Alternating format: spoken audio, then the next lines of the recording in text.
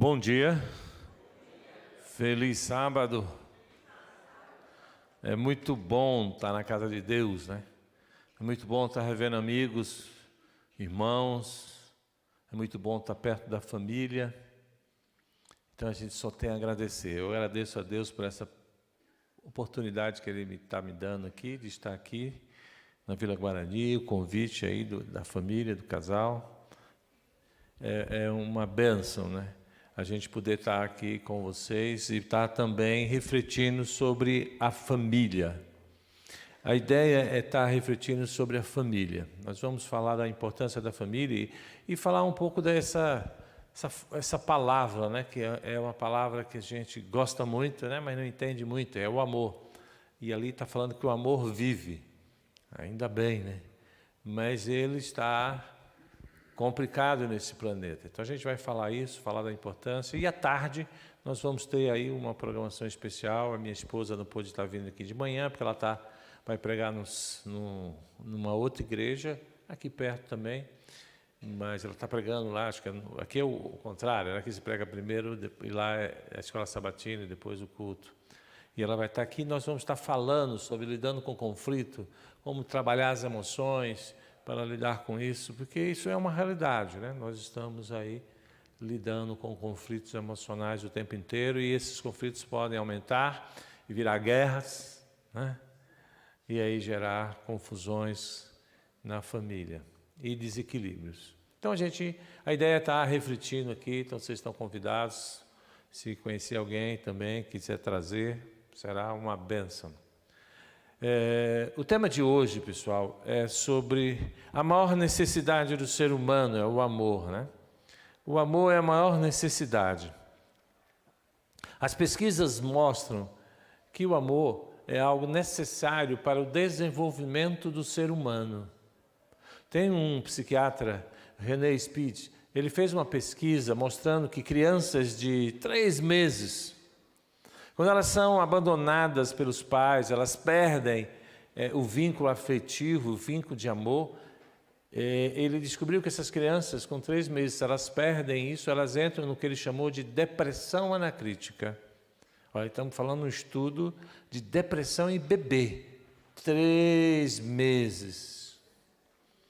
E ele nota que se essas crianças de 3 meses, elas não receberem amor, ou se receberem e não aceitarem amor, porque pode acontecer isso, elas entram num quadro que ele chamou de hospitalismo e morre.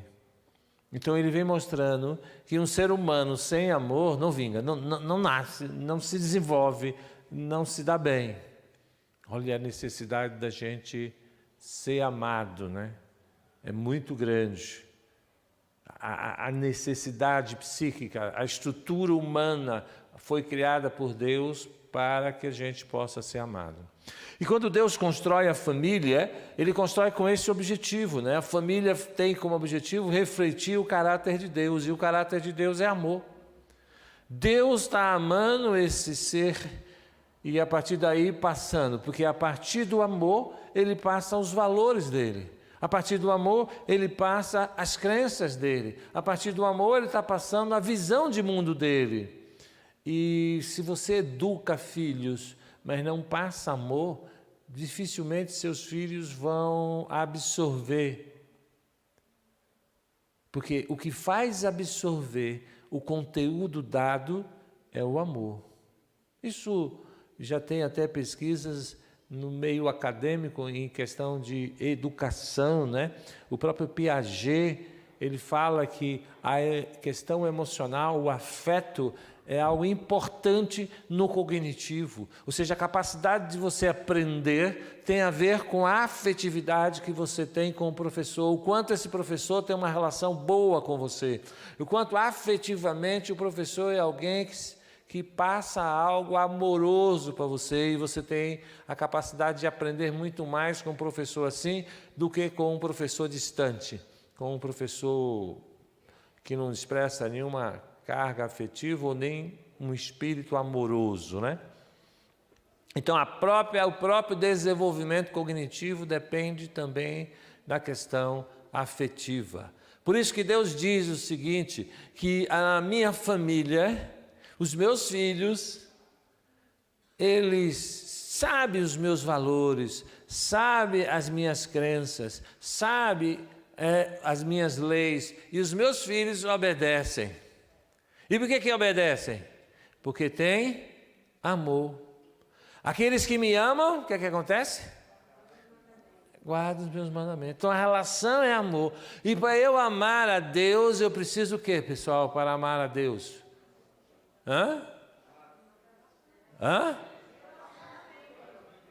Ter um relacionamento, né? Da Bíblia fala, se vocês forem lá em 1 João, a Bíblia fala assim, ó, 1 João 4. 1 João 4, ele diz assim, se você for lá para o 19, 1 João 4, 19. Nós o amamos porque o quê? Que está escrito aí? Ele nos amou primeiro.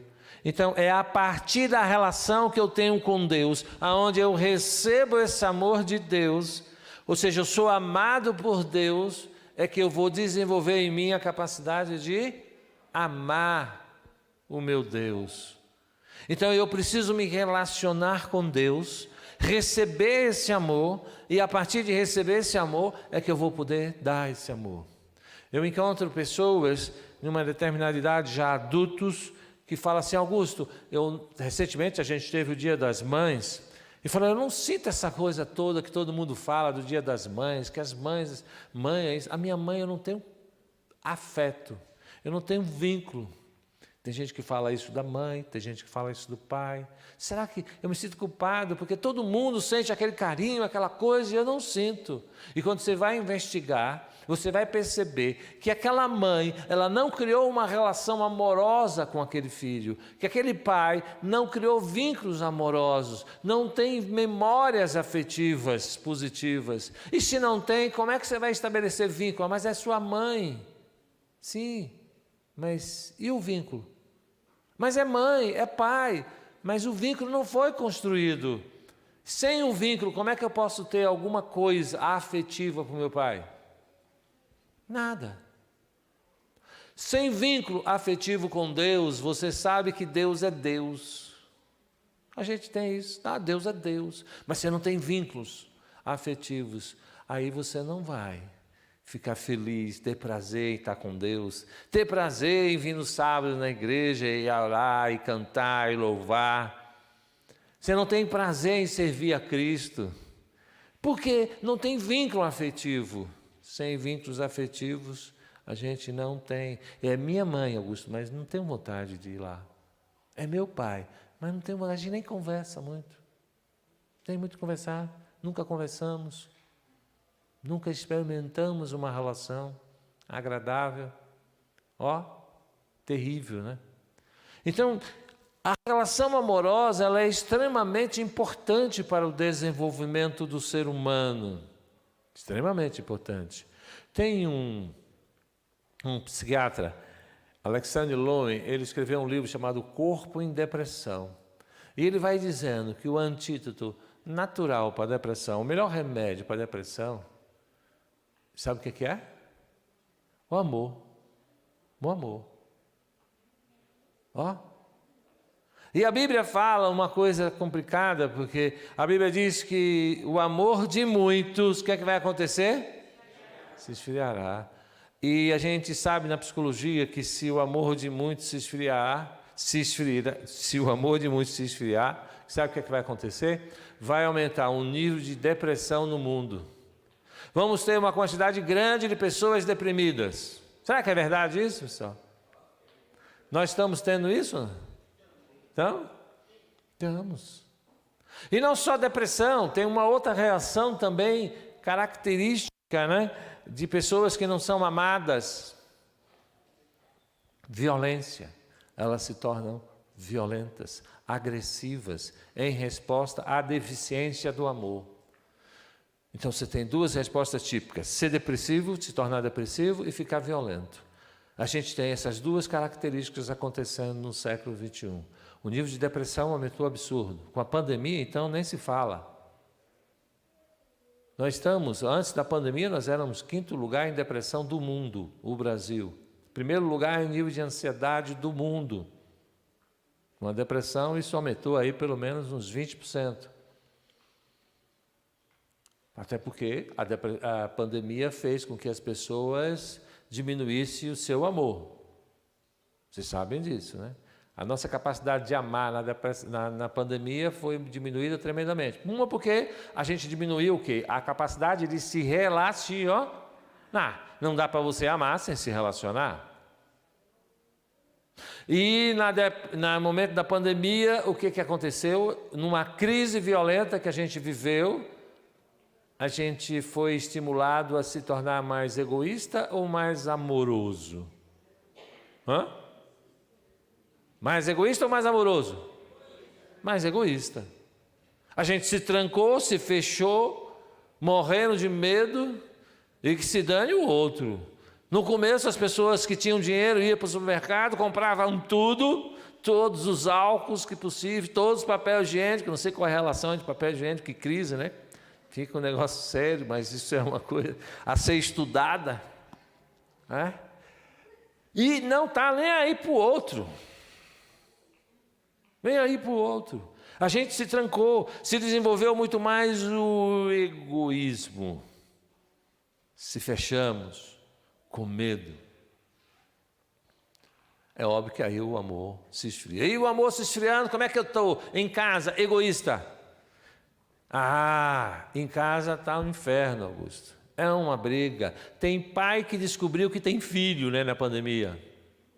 Porque aí o filho diz com a moça, mas essas crianças não param em casa? Toda hora querem brincar, puxa vida. E a esposa falou, é assim mesmo.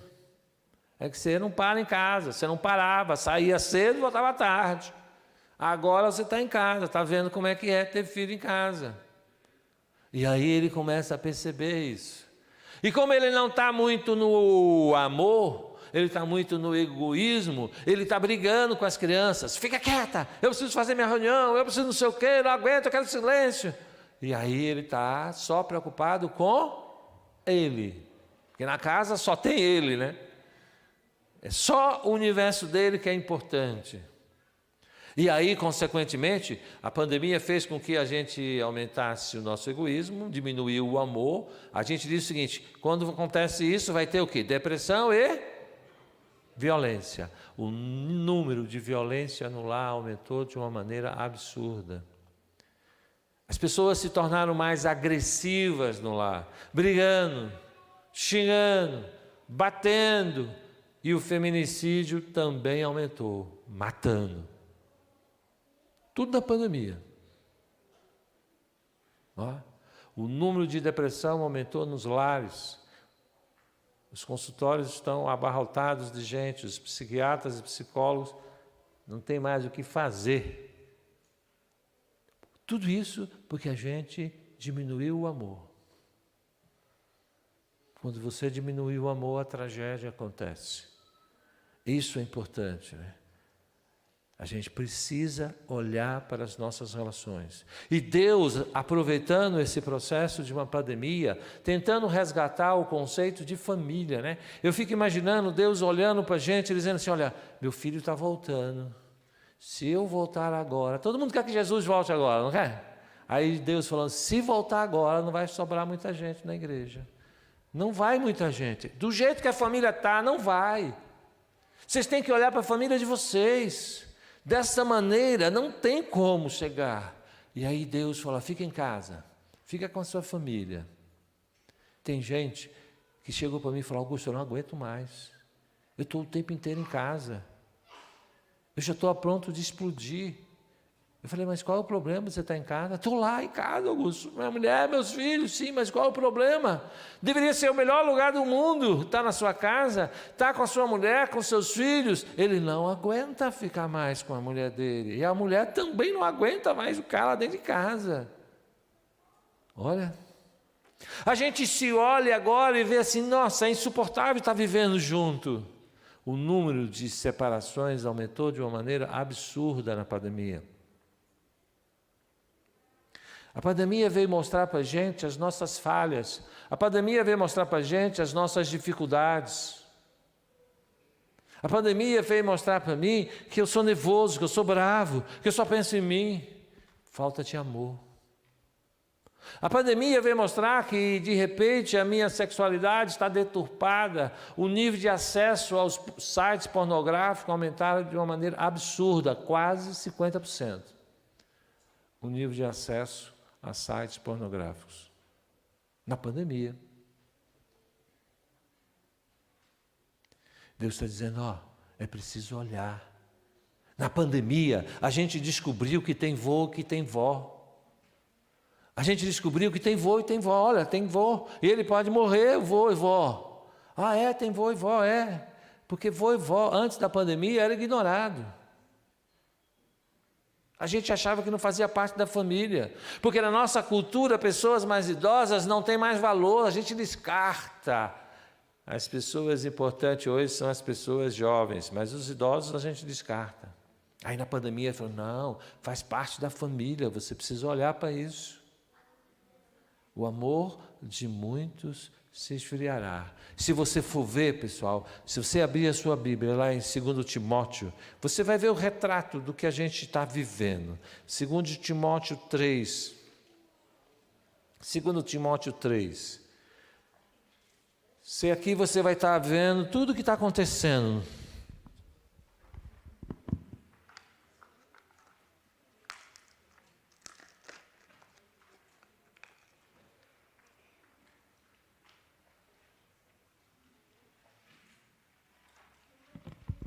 Segundo Timóteo 3 está dizendo assim, sabe, porém, isso, nos últimos dias, que últimos dias? Nós estamos nos últimos dias. Sobrevirão tempos difíceis, pois os homens serão o quê? Egoístas, amantes de si mesmos, gananciosos, presunçosos, soberbos, blasfemos, desobedientes a pais e mães, ingratos, profanos. Você consegue identificar isso hoje, pessoal? Agora imagine o seguinte, você tem uma família onde a pessoa, ela é amante de si mesma. Ela só se preocupa consigo. Ela ama a si mesma e não o próximo. Ela é gananciosa, presunçosa. Ela está preocupada consigo mesmo. Veja bem, a maior necessidade da família é de pessoas amorosas. A gente perdeu essa condição. Agora vamos lá, vamos tentar entender. Quando Deus construiu o ser humano, se a gente for agora lá para Gênesis, quando Deus construiu o ser humano, Ele construiu a família. Ele diz, olha, eu preciso te amar, porque sem amor você não vai para lugar nenhum, sem amor você não se desenvolve. E não só isso, eu preciso te amar, porque você precisa pensar como eu penso. Você foi construído com a capacidade de pensar, mas se você pensar por conta própria, você vai fazer besteira. Então você tem que pensar como eu penso. Pessoal, se alguém tivesse uma proposta para você hoje nesse sentido, olha, você tem que pensar como eu penso, você ia achar o quê? A gente ia reclamar. Está pensando o quê? Eu sei pensar, eu sou dono da minha vida, eu decido o que eu quero e bem entendo. Isso não acontecia naqueles filhos, porque eles sabiam que se eles usassem a capacidade intelectual deles de pensar, de raciocinar, de analisar, sem estar conectada com Deus, eles iam fazer besteira. Então não existia essa possibilidade. Então não tinha nenhum problema. Ele pensava como Deus pensava. Ele imaginava aquilo que Deus imaginava. A verdade que tinha ali, qual era a verdade? Quantas verdades tinha ali no paraíso, pessoal? Na cabeça de Adão e Eva? Só uma. Qual a verdade? A de Deus. Só existia essa verdade. Deus dando uma referência para ele. Olha, vem cá, ó, você precisa amar a sua esposa. E quando você tiver que amar a sua esposa, você ame como eu amo você. Então, quando você amar a sua esposa, você aprenda a cuidar dela, se preocupar com ela. O que é importante é ela, não é você. Nossa, Deus está dizendo isso para Adão e dizendo, eu faço isso com você. Porque quando eu construí tudo isso aqui, está vendo tudo isso? Nossa, Deus, que coisa linda, tudo isso aqui é lindo. Pois é, eu pensei em você, não foi em mim. Quando eu construí o sol, eu não pensei em mim, eu pensei em você. Quando eu construí as árvores, eu pensei em você. Quando eu construí os animais, eu pensei em você. Então, quando você amar a sua esposa, você faz como eu faço. Você começa agora a pensar nela, ver o que ela gosta, o que faz bem para ela, o que faz ela feliz e faz. Isso é amar. Deus está ensinando, é a referência. Então, na cabeça de Adão, esse era um modelo, não tinha outro modelo. Ele pensava como Deus pensava. Ele sentia como Deus sentia. Ele fazia como Deus fazia. Essa era a ideia. Então, quando ele reproduzia mediante o Espírito o amor que Deus tinha. Olha que coisa fantástica. Maravilha, né? E aí ele está construindo relações saudáveis. Mas o que aconteceu com o ser humano? O ser humano começa agora a ser tentado, que a gente chama lá, né? Há um grande conflito no universo, e aí aparece tal de uma serpente. E a serpente agora está trazendo uma novidade, algo novo, diferente. Diferente do padrão de Deus. E está dizendo assim, olha, mas tem certeza que você não pode comer dessa árvore do conhecimento do bem e do mal? E fala, Deus deu. Ela repete o pensamento de Deus.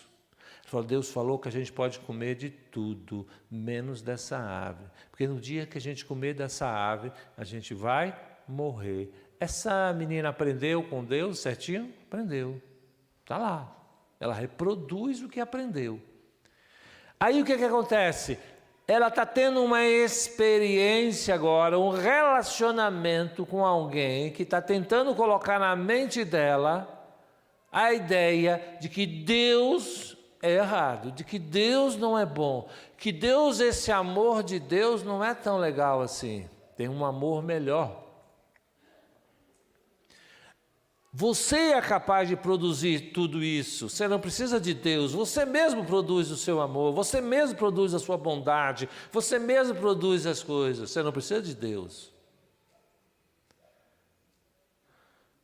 Ela fica em dúvida. Dúvida, sabe o que é dúvida? É quando a gente tem duas ou mais certezas. Quando você mora num local, num país, no mundo, onde só tem uma só certeza, você não tem dúvida. Mas quando você começa a ter várias certezas, aí você fica em dúvida. E hoje nós estamos vivendo num planeta onde tem quase 8 bilhões de certezas, né? Porque cada cabeça quer uma certeza. Cada um aqui acha o que quer e bem entende e diz, não, é isso, não, mas não é isso.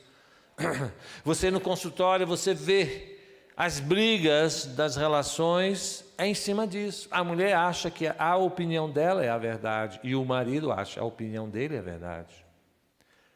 E porque ele acha que é verdade, ele briga com ela. E por ela achar que é verdade, briga com ele. E verdades, né, fantásticas assim. Recentemente estava num atendimento e uma das verdades é que o marido está dizendo, ela não me ama, ela não gosta de cozinhar.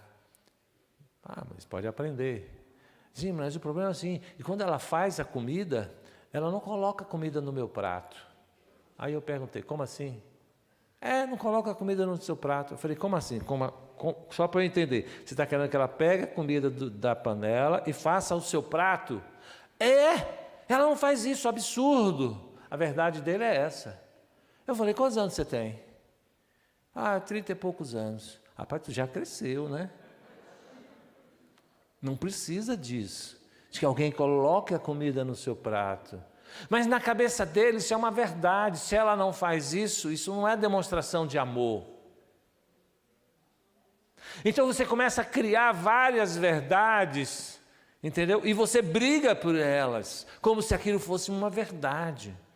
E não está escrito em lugar nenhum na Bíblia que uma mulher tem que fazer isso, né? Tá? Não, isso não é uma demonstração de amor, né? Então é importante esse processo. Essas coisas, veja bem, a gente está falando de coisas simples que geram uma coisa complicada na relação. E a gente se perde. E naquele momento, a Eva então olha para a árvore e diz assim: eu sou uma pessoa inteligente. Eu sou uma pessoa inteligente. Eu não vou ouvir nem o que a serpente falou e nem vou ouvir o que Deus falou. Eu vou fazer a minha análise. Eu vou analisar aquela situação e chegar a uma conclusão. Se eu enxergar e fizer uma análise que é boa, é porque é boa. Se eu enxergar e ver que é ruim, é porque é ruim.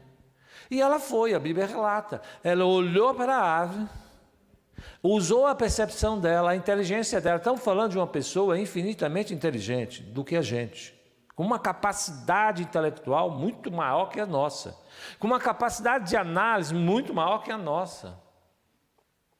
Essa pessoa, com todo esse potencial, olha para aquilo ali, faz a sua análise e chega à conclusão de que aquela árvore é boa, agradável.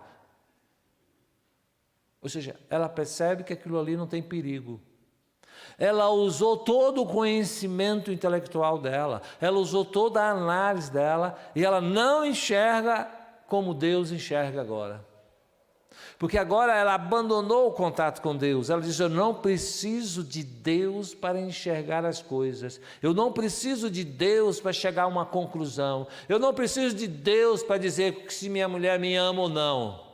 Eu sei o que a minha mulher me ama. Se ela não faz o prato é porque ela não me ama. Eu sei o que é isso. Eu não preciso mais de Deus. E aí a gente vive hoje, pós-pecado, achando que sabe das coisas, cada um com a sua verdade, e cada um brigando, porque a minha verdade não é a sua verdade. É isso que a gente encontra no casamento. As pessoas brigando por suas verdades. E cada um convicto, né? Um convicto. Por sua vez, a esposa, ela tem como verdade que ela não pode ser submissa a um homem. Ela foi criada numa verdade que uma mulher tem que ser independente, resolvida. Aliás, só ser mulher não tem valor para ela. Só ser mulher não tem valor. Uma mulher ela tem que ser independente, resolvida. Ela não precisa de ninguém. Essa é a verdade que ela criou. E aí ela está se relacionando, e aí ela não consegue, na relação, estabelecer uma relação onde tem uma interdependência. Eu dependo de você e você depende de mim. Não tem pessoas que são independentes. Não existe isso. Psicologicamente falando, não existe. Você é dependente o tempo inteiro de alguma coisa. Mas criamos uma verdade. E aí estamos educando as mulheres para serem independentes, resolvidas. Aí, quando ela agora vira mãe, ela entra numa crise existencial, porque agora ela é mãe. E como mãe, tem uma relação de dependência muito grande ou não? Tem ou não? Tem ali, ela e o filho. E ela entra numa relação de desespero, porque eu e o filho, esse cara depende de mim, eu dependo dele. Porque depende o desenvolvimento do seu filho. Então você precisa de você. E para você se tornar uma mãe, você depende dele, né? Não tem como ser mãe sem filho. Aí a crise, mas Augusto, eu vou ter que largar o meu trabalho, a minha carreira. Eu falei, mas você dá um tempo só. Não, mas se eu der um tempo, eu aprendi que isso é minha vida, e se eu largar isso, a minha vida deixa de existir. Eu falei, nossa senhora, então você é dependente de alguma coisa, né? Ela não é dependente do marido, nem do filho, mas é dependente do que mesmo? Do trabalho, da carreira. Olha que coisa. Ela falou, olha, seu filho é mais importante do que isso. Ele precisa do seu amor, precisa da sua presença, precisa da sua companhia, precisa da sua relação com ele. Isso é a coisa mais importante para uma criança, é a presença da mãe e do pai, claro. Mas nesse primeiro momento que a criança está nascendo, a figura da mãe é extremamente importante. Ah, mas ela tem uma verdade, e essa verdade faz ela ficar em crise existencial. Nós temos várias verdades. A Eva criou várias verdades. E as verdades da Eva fizeram com que a gente chegasse aonde a gente está. Não é porque você tem uma verdade que isso é uma verdade. A gente precisa entender. E por isso que esse livro é extremamente importante, né? Apesar de ser um livro ultimamente considerado meio sem sentido, porque ele não é atual, a gente está querendo agora produzir uma Bíblia atualizada, moderna, politicamente correta, adaptada à realidade. Nós estamos querendo alterar a verdade de Deus. E a Bíblia, ela é eterna.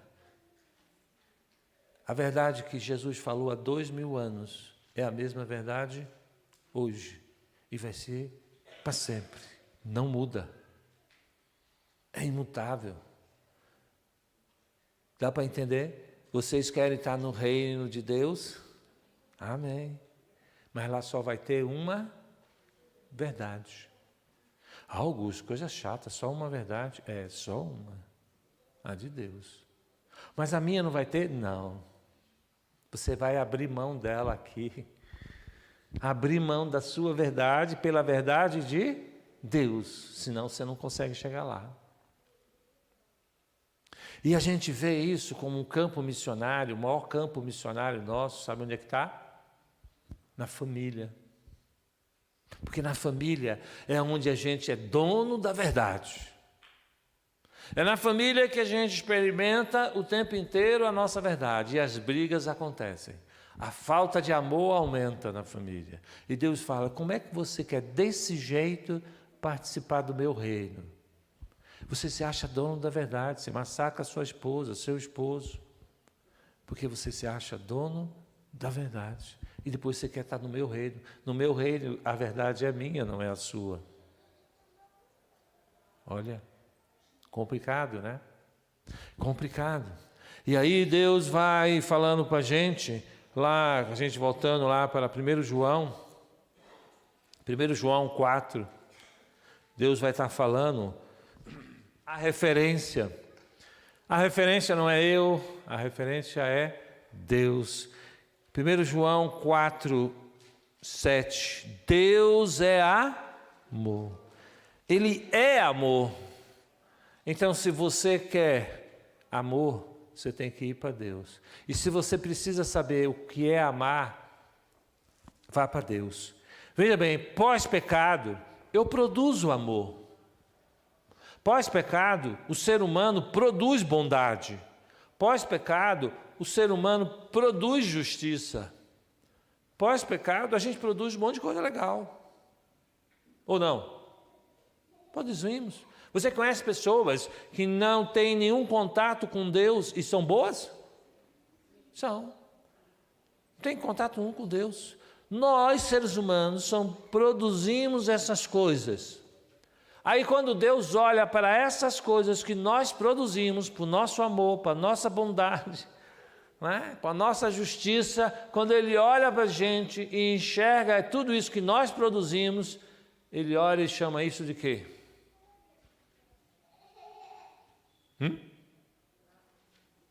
Algo miserável. Algo que não tem valor. Seu amor é o quê? Pobre. Seu amor é pobre, miserável. A sua bondade é pobre, miserável. Ele diz, vocês são capazes de produzir coisas boas, mas não se esqueça, vocês são o quê?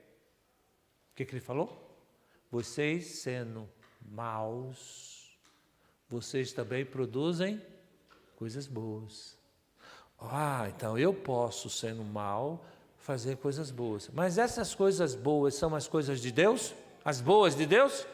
Não, porque a essência do pecado me distancia de Deus e eu sou mau. O traficante lá produz coisas boas. Ele coloca uma creche gratuita para a comunidade, promove que ninguém roube na comunidade. Olha caras legais. A gente também produz coisas boas. A gente produz coisas boas. Amor, um amor egoísta. Quer ver? A gente aprende até isso na igreja, produzir coisas boas, mas sendo egoístas, né? A gente diz assim, olha, até em alguns encontros, né, de casais, a gente ensina os maridos que são maus a fazerem coisas boas. Por exemplo, a gente diz assim, seus homens, vocês querem ter uma relação boa com a sua esposa? Vocês querem ter uma noite boa sexual? Quer ter uma relação sexual boa com a sua esposa? Faz o seguinte, trata ela bem de manhã, deixa uma florzinha, telefona durante o dia, manda um bilhete, trata bem. Porque aí à noite você vai ter uma boa relação com ela. Não é uma relação amorosa, bacana essa? O marido trata a mulher bem, pensando nela ou pensando nele? E a gente diz que isso é amor. E aí ensina isso. Maridos, ame suas esposas assim, façam isso. O nosso amor egoísta, ele só vai gerar problemas. A gente ensina isso. Isso é importante. A gente treina o amar de uma maneira negativa, de uma maneira egoísta, de uma maneira que não tem nada a ver com o reino de Deus. Deus olha para o nosso amor e diz, olha, isso é pobre, isso é miserável. Augusto, e aí? Então eu estou acabado. Você veio querendo dizer que o meu amor pela minha esposa é egoísta? Augusto, não fala isso não, porque ela já reclama, você fala um negócio desse, aí vai ficar mal o negócio. Mas o dela também, por você, também é egoísta. Eu preciso me convencer disso. Quando eu me convenço de que meu amor é egoísta, que meu amor é miserável, que na verdade eu não consigo amar verdadeiramente como Deus ama, quando eu estou com consciência disso, eu tenho um estado que Deus chama, sabe de quê? Quando você chega a esse estado, Ele diz, agora você é um pobre de espírito. Você é um pobre de espírito. Ele está dizendo o seguinte, olha, você não tem o Espírito Santo suficiente para produzir o meu amor. Você é um pobre, rapaz. Sem Espírito, você não produz o meu amor. Seu amor vai ser essa coisa aí horrorosa, que acaba em separação, em briga, em situação terrível com os filhos. Você é um pobre de espírito. E quando você toma consciência que você é um pobre de espírito, você abandona a igreja, é isso? É isso que ele fala? Não, ele diz assim, feliz é você agora, que sabe que é pobre de espírito. Você agora pode ser feliz, porque agora você pode de fato receber o meu Espírito para produzir em você o amor verdadeiro com a sua mulher, com seu esposo, com seus filhos. Somente assim você vai poder ser transformado. O fruto do Espírito, qual é o primeiro fruto? Se chama amor. Você produz esse fruto? Você não produz, porque é fruto do quê? Do Espírito. Aí você tem que admitir que você é pobre de Espírito, porque é o Espírito que produz em você o amor verdadeiro, porque o amor que eu tenho pela minha mulher não é verdadeiro, é um amor humano, um amor egoísta, que faz mal. É só olhar o planeta como é que está, é só olhar a gente como igreja como é que a gente está. Aí eu preciso tomar consciência disso.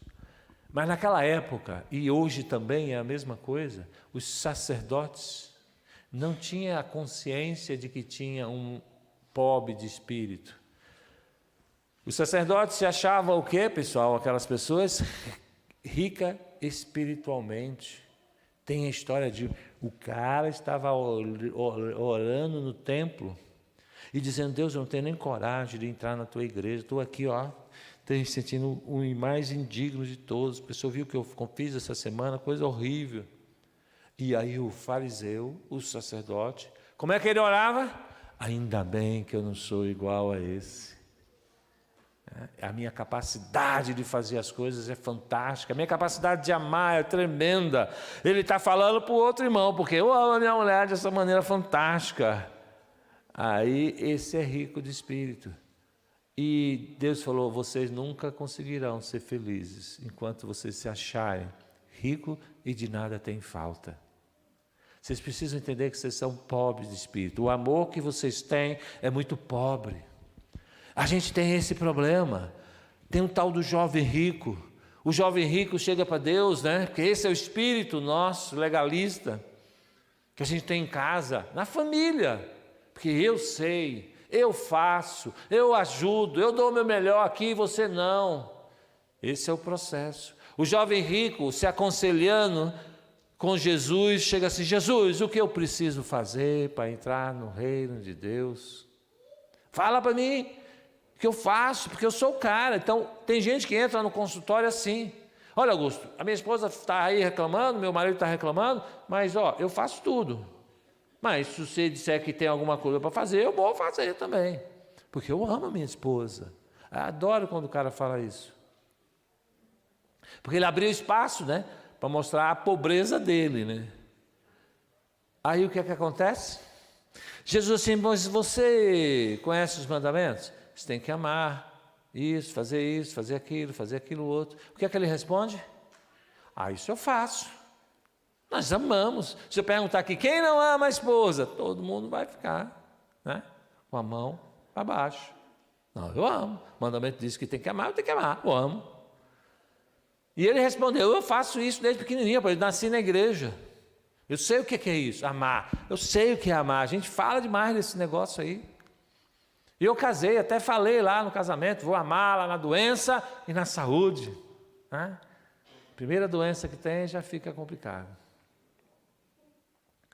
Aí Deus olha para ele e vê que ele é um indivíduo que se acha. Imagina, eu tenho que trabalhar com um paciente que ele acha que ele não está criando problema nenhum para a esposa, ou a esposa não cria nenhum problema para ele. O problema é o outro. É uma complicação. E aí Deus olha para ele e fala assim: ele não percebe que o amor dele é pobre, é cego. Ele produz amor, ele produz coisas boas. O marido faz coisas boas.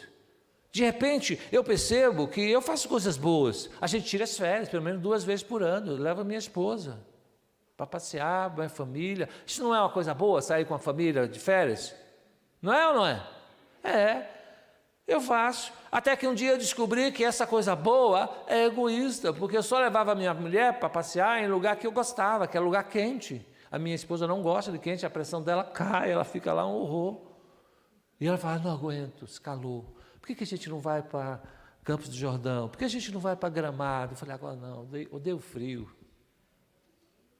Aí eu estou saindo de férias com ela, fazendo uma coisa boa, mas pensando em quem? Em mim. E dizendo que eu amo a minha esposa e a minha família. Você não ama nada, você ama você. Aí Deus chega para ele e fala assim: ô cidadão, pega tudo o que você tem, vende e dá aos pobres, e me segue. Deus está dizendo só: você quer saber o que é amor verdadeiro? É isso, você faz isso. Alguém aqui faz isso, pessoal? Esse amor? Alguém faz? Não. Então ele está dizendo: o seu amor é pobre. Isso é um amor verdadeiro. E quando o jovem rico descobre que o amor dele é pobre, desgraçado, o que ele faz? Ele está de frente com Jesus, o único que pode dar a ele poder para ele amar. E ele faz o quê? Fica triste, dá meia volta e vai embora. Ele não quer resolver o problema dele. Ele não quer encarar a dificuldade dele. Tem muita gente assim, né? No processo terapêutico. Quando você começa a mostrar para o marido, para a esposa, de que eles não amam o que deveriam amar, mas que há uma solução. A solução ali é Cristo, está lá Cristo dizendo para ele: cara, eu produzo isso. Se você vier a mim, eu produzo. Você é pobre de mim, você é pobre de espírito. Só o Espírito produz em vocês. Então você faz a proposta para a pessoa, sabe o que ela faz? Augusto, a gente não vai fazer a terapia não. Vamos embora. Você sabe que ele não tem como sair daquela situação sozinho. Ele vai se enrascar e vai se afundar. E tem muita gente assim. Deus tentando tocar e dizer: olha, não está bom. Precisa mudar esse negócio. Deus está querendo mudar. Isso é importante, né? Isso é importante. Deus é amor. E eu queria só finalizar com o que está escrito aqui. Deus é amor. 1 João 4, 7 diz assim: amados, amemos uns aos outros, pois o amor é de Deus. Quem ama é nascido de Deus e conhece. Quem ama é nascido de Deus. Veja bem, se você abre a boca para dizer que você ama a sua esposa, quer dizer que você nasceu de Deus. Ninguém consegue amar como Deus quer que a gente ame, se não for nascido de Deus. Mas aí a gente tem desculpas. A gente fala assim, Augusto, mas esse amor só Jesus, né?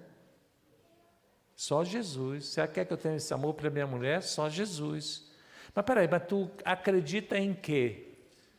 Você faz o quê na igreja? Você acredita no que está escrito aqui ou não? Porque Deus diz, olha, o que Ele diz para os homens, amem suas mulheres. Como quem? Como seu pai amou? Como seu tio? Como quem? Ele fala, como Cristo amou a mulher dele. Quem é a mulher dele? A igreja. Jesus está dizendo, olha, homens, amem suas mulheres como eu, e não como seu pai, não como seu vizinho, não como seu tio, amem como eu. Isso é uma verdade que Deus está falando ou não? Ah, tá. E Ele está dizendo, se você ama de verdade, você precisa ser nascido em Cristo, nascido no Espírito. O Espírito precisa estar sobre você. E aí uma outra coisa que a gente precisa aprender também, a gente sabe, precisa ser relembrado, a gente é criatura de Deus, mas para ser filho de Deus, eu preciso do Espírito. Não tem como ser filho de Deus sem o Espírito.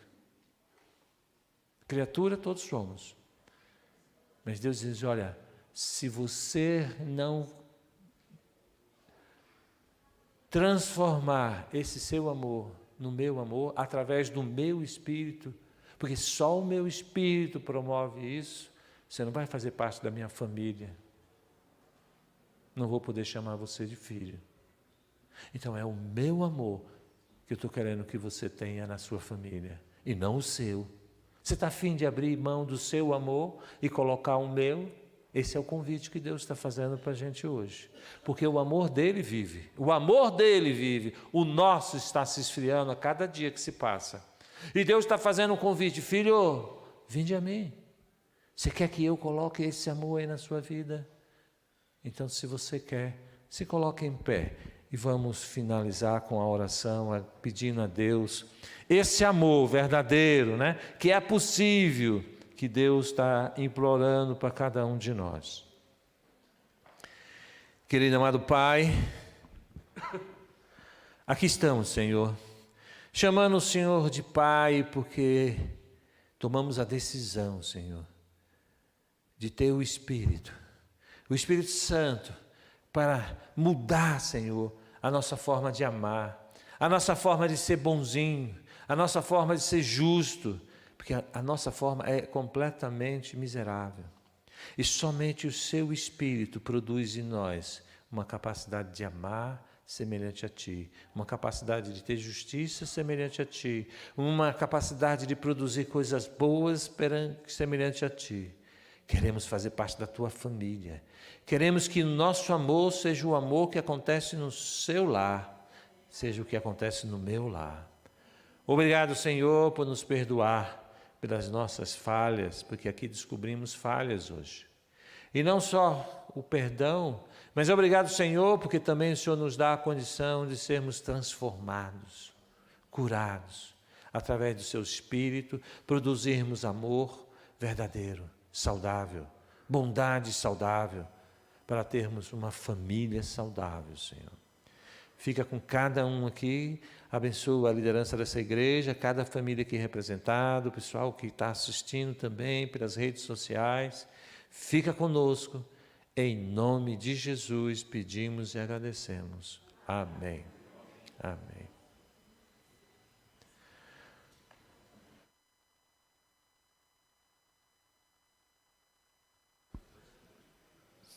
queria só retomar o convite. Sei que talvez não veio, eu fiz no começo. Estaremos às 16 horas, eu e minha esposa aqui. A gente vai estar falando sobre como lidar com os conflitos. Como lidar com a nossa dificuldade de amar, né? Porque aí a gente não está amando 100%. Como fazer isso, de que forma, de que maneira. Que Deus aí possa nos dar condição de aprender mais. Obrigado.